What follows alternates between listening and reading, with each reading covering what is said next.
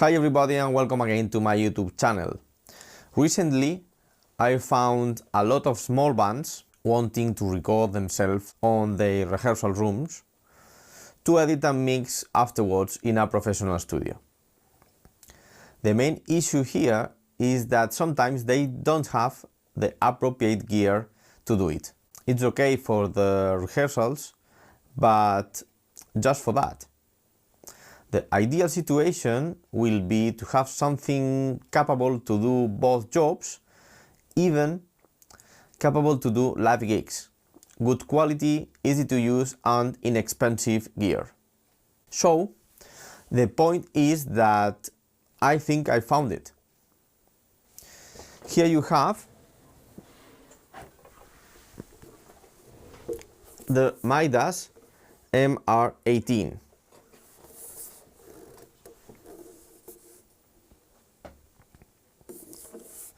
A quick overview, because there are tons of YouTube videos about this console. 16 mic preamps, a stereo jack input, 6 auxiliary outputs, the mic output, headphone output here. You need a computer or an iPad or phone to work with it, and also it has Wi-Fi. Just with these characteristics, it's okay, but what makes this small console a perfect piece of gear for small bands? In my opinion, what makes this console perfect are these ports here. We have a USB port, a MIDI port, and the Ultranet port. With the USB, you can record and play 18 audio channels. You can record the 18 inputs or maybe the 16 preamps and the main out. Then you can go to each channel in the console to select the input channel of the USB interface to play the recording and maybe re-record the tracks you didn't like while listening to the others. It's really easy to check takes and even make some quick mixes. With the MIDI ports, you can record the MIDI performance of a keyboard, maybe to change the sound afterwards, or you can control effects like guitar pedal boards, vocal effects with MIDI ports, using a MIDI track on your DAW. This is really useful if you have to do a lot of changes within a song.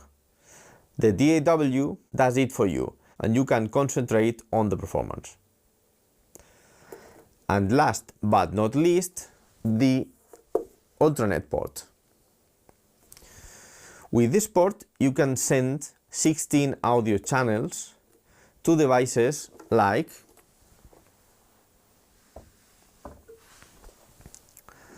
the P16 system. You can use these P16 amps to have personal mixer for each member of the band. You can daisy chain them with these ports or use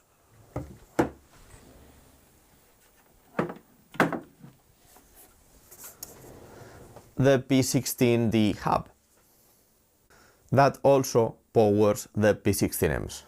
This is a very easy to use system.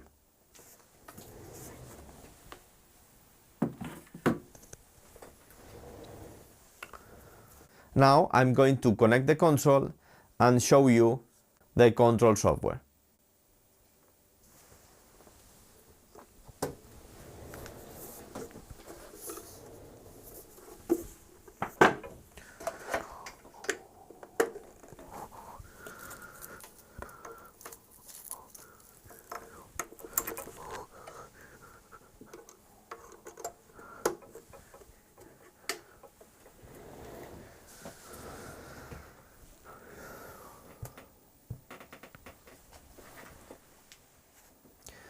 Here we have the software.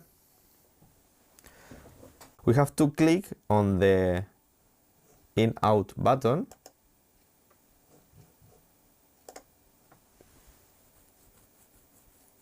And here we have the patch for everything. Inputs, USB returns.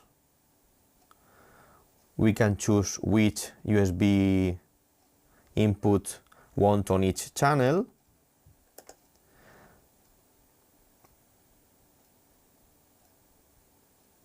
And here we have the USB sends. As default, each input goes to the corresponding USB send and just after the analog input. With a right click of the mouse, we can change the tap point on each channel. Analog input, channel input, pre-EQ, post-EQ, pre-fader and post-fader. Then we have the Ultranet tab,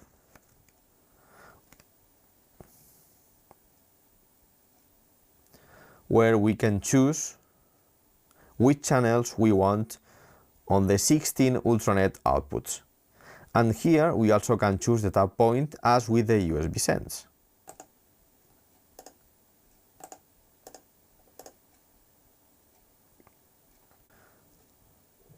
Here is the auxiliary out tab, also with adjustable tap point, and the main out tab to set up what we want on the main out and the phones out. Have the main mix, the solo bus, or a pair of USB channels. For the MIDI setup, we have to go to Setup and Audio MIDI tab, and here we can choose if we want the MIDI signals to be sent or received using the DIN port or the USB port, and enable the OSC communication.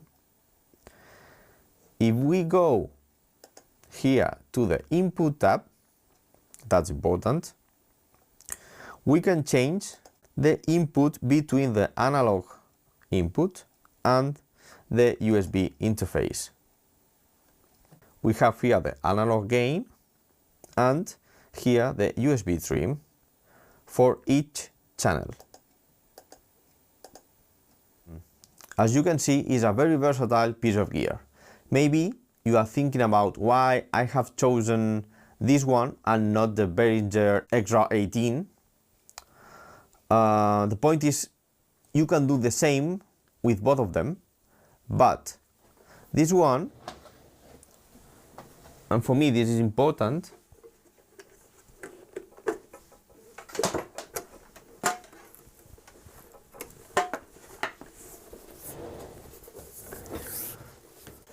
this one has more dynamic range, better preamps, and this is important for me, Neutrik connectors with this locking thing.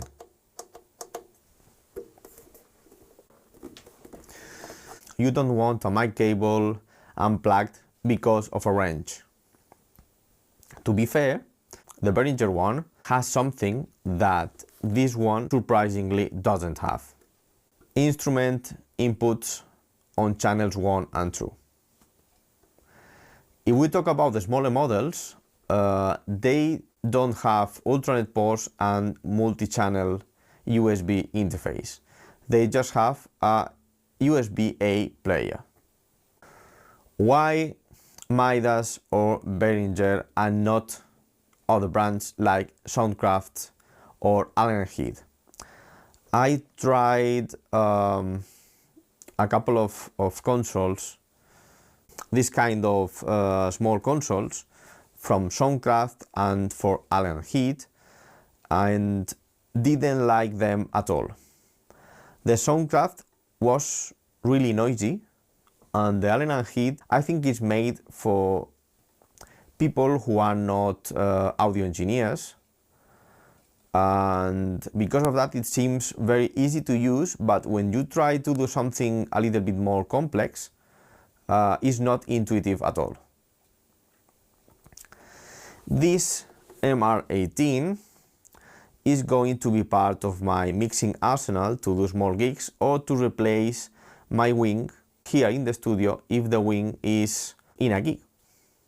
And of course is available for rent with a P16 system and with a lot of good quality microphones for bands that want to record themselves with good quality gear and without having to sell their kidneys to pay it.